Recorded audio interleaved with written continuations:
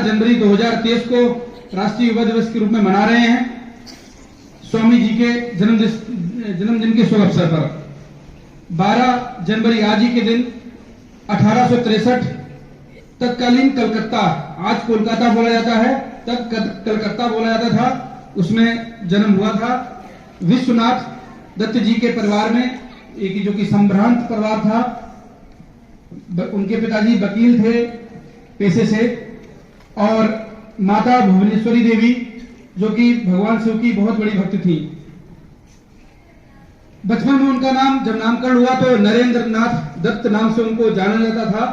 स्वामी विवेकानंद जी ये नाम मिलने से पहले उनको नरेंद्र नाथ दत्त से जाना जाता था, लेकिन उनकी मम्मी माता जी वीरेश्वर नाम से भी उनको पुकारती थी। बचपन में ही, प्यारे बच्चों ध्यान से सुनते रहिए, ये बातें हमारे बड़े काम की हैं। बचपन से ही उनको आध्यात्म में बहुत रुचि थी। न केवल ऐसे अपने देश में बहुत सारे महापुरुष हुए हैं जिनकी जीवनी जानकर, जिनके बारे में जानकर हम अपने जीवन को बहुत ऊंचा बना सकते हैं।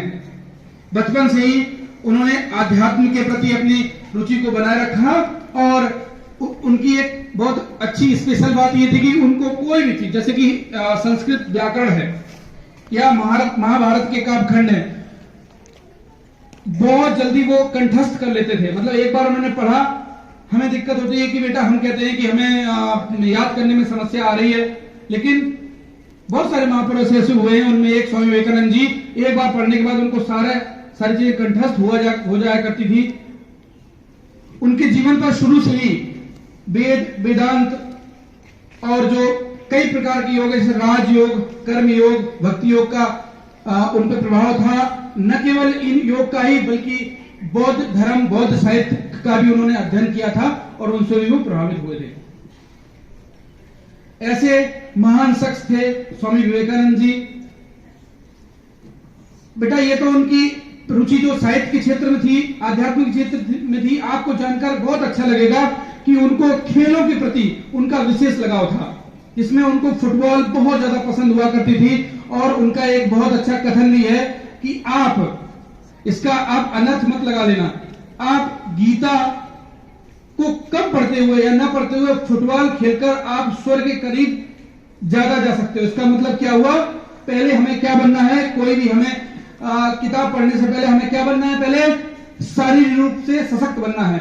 अगर आप एक बार बीमारी रहित बन गए, अगर आपकी फिटनेस अच्छी हुई, तो आप कुछ भी पढ़ सकते हो, जो पढ़ोगे वही आप अपना लक्ष्य बना सकते हो। उनको घुड़सवारी, न जाने कितने खेलों को उनका शुरू से लगाव था, और थोड़ा वो सर मस्ती भी करते थे क्लास में। मतलब वो मस्ती भी करते थे क्लास में, मतलब बहुत ज्यादा एक्टिव थे। ऐसा नहीं था कि बस पढ़ रहे तो पढ़ने ही बैठे हुए हैं और किसी से कोई मतलब नहीं। शुरू से ही सबसे मिलने जुलने वाले थे, सब चीजों को लेकर चलते थे। एक उनकी सबसे बड़ी स्पेशलिटी ये थी, उन्होंने कहा कि हमारा हिंदू धर्म, सनातन धर्म श्रेष्ठ है, लेकिन इसका मतलब नहीं कि सामने वाले और जितने धर्म हैं वो कहीं छोटे हैं, ऐसा नहीं। उनके जीवन में एक बहुत बड़ी बात थी, टैगलाइन सार्वभौमिक धर्म। वो यूनिवर्सल रिलीजन को मानने वाले थे। वो ये कह रहे थे कि सभी धर्म अच्छे हैं, सभी धर्म को मानना, जो जिसका अनुयायी है उसको माने। कोई ये नहीं कहे कि ये मेरा धर्म छोटा तो तुम्हारा धर्म अच्छा या खराब। वो सार्वभौमिक धर्म को ही मानने वाले थे, इसलिए उन्होंने विश्व बंधुत्व की भावना को लेकर ही चले।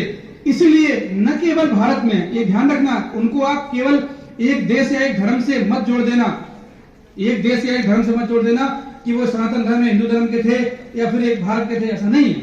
वो पूरी मानवता के लिए, पूरे संसार में सभी देशों के लिए उतने ही आदर से बुलाए जाते हैं। अंग्रेजों के बीच, यूरोपियन कंट्रीज के बीच, अमेरिकन कंट्रीज के बीच उतने आदर सम्मान से बुलाए जाते हैं, उनको याद किया जाता है जितना भारत में याद किया जाता है। उनकी पहुंच, कोई भी महापुरुष हो, आपने देखा कोई भी महापुरुष हो तो उसकी पहुंच सिर्फ एक छोटे से तबके के लिए नहीं होती है, वो सबके लिए, यूनिवर्सलिटी के लिए होती है। वहां पे उनकी पहुंच होती है, इसलिए उनको लोग मानते हैं।